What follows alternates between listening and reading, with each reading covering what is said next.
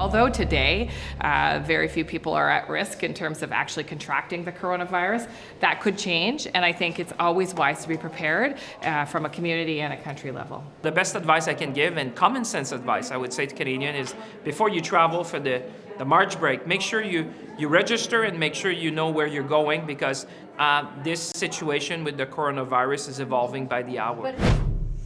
The global coronavirus outbreak has reached a tipping point. For the first time, there are now more new cases reported from countries outside of China than from China.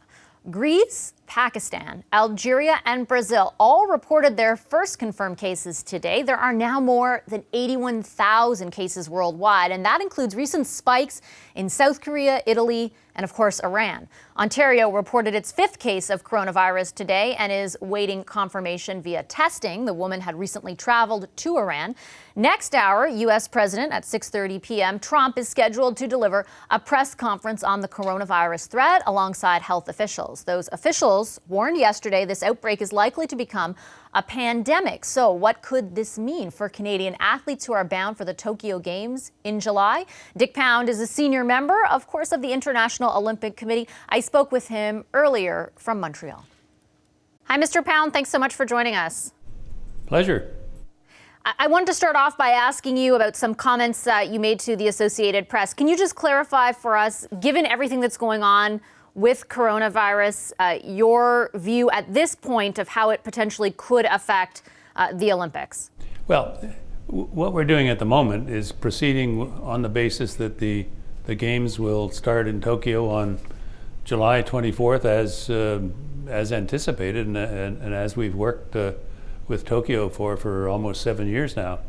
There is an elephant in the room, however, and that's the extent of this particular coronavirus, and that might have an impact down the road somewhere. But as of now, we're still aiming for the July 24th opening ceremony. But there's an elephant in the room, and that is that this virus may turn into a pandemic, and the decisions on whether to have the games on schedule or not will be taken out of the hands of both the Tokyo organizers and the IOC by the public health authorities. Let me just ask you about that, follow up on that. So if it is declared a pandemic, when you say it's sort of taken out of the IOC's hands or out of organizers' hands, what specifically does that mean?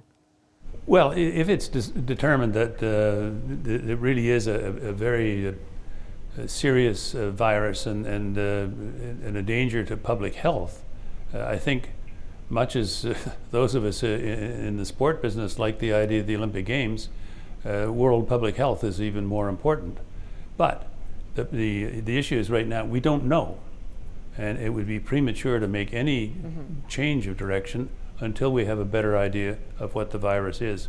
You know, we're at the height of the traditional flu season as we speak, and traditionally that season peaks and goes down considerably in the spring and the summer. So if that happens, that's an issue that's going to be important. Secondly, if the mortality is not as bad as people fear it might be, that's another factor. If it affects a particular demographic only of people who are elderly and generally infirm anyway, that's another factor, and the cure rate is a factor. So there's all kinds of moving parts out here that we don't know, and we're monitoring it every day with the World Health Organization and the related agencies with which it works, and we'll see. Taking those efforts and the points that you're making into account, is there a timeline through which or by which a decision would have to be made? Well, it's a little arbitrary, but I mean, if you go to the last month before the games, people are starting to arrive. People are working there, teams and team officials and so on. So at some point you have to decide what to do, and we will be actively seeking the advice of the public health authorities. I mean, as far as we're concerned, unless they tell us that we can't do this, we're going to go ahead and stay with the games. Now, we don't want to put people in high-risk situations, and that's why we're not going to decide the public health issue sides of this. We will seek advice and decide how and to what extent to rely on it. I just want to clarify, because in the Associated Press article, I think you had mentioned a 3-month window which could be pushed to 2 months. Where does that stand? That was simply to point out that at some point you have to decide whether it's 1 month or 2 months. For me, that's how long is a piece of string. The point is that at some stage you've got to decide. And is there, I hope this isn't an ignorant question, because I know this isn't how it's done normally, but given the circumstances now and understanding that obviously it's a fluid situation and assessments are being made continually, is there a so-called plan B? Could they, be postponed? Could they be moved? Or would it have to be a full-out cancellation? I think once you decide that you can't go ahead, then you start looking for the plan B, and I'm sure there are lots of, chalkings on blackboards here and there. But I mean, the worst case is a cancellation, period. The second worst is a delay for a certain period of time, and if that looks like it might be feasible, then you have to sit down with the Tokyo authorities and the Japanese authorities at large and say, listen, can you folks hold this together for let's say a year?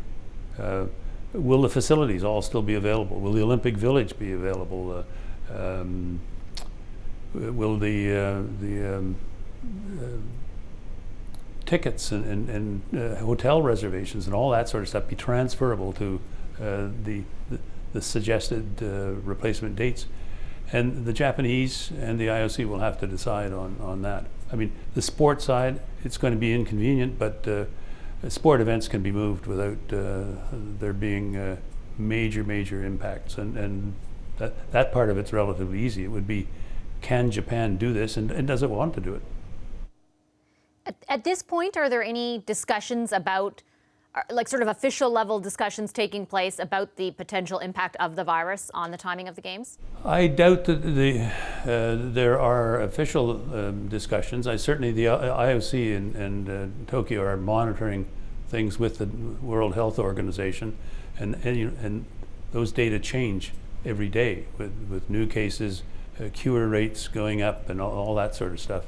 But we don't have a plan B because we don't need one at this point. There'll be a meeting of the IOC Executive Board, I think, next week in Lausanne. The Tokyo organizers will be present either electronically or in person, and you'll have to talk about the elephant in the room, and that discussion may start as early as then. Okay, I'll leave it there. Thank you, Mr. Pound. I appreciate your time very much. Anytime.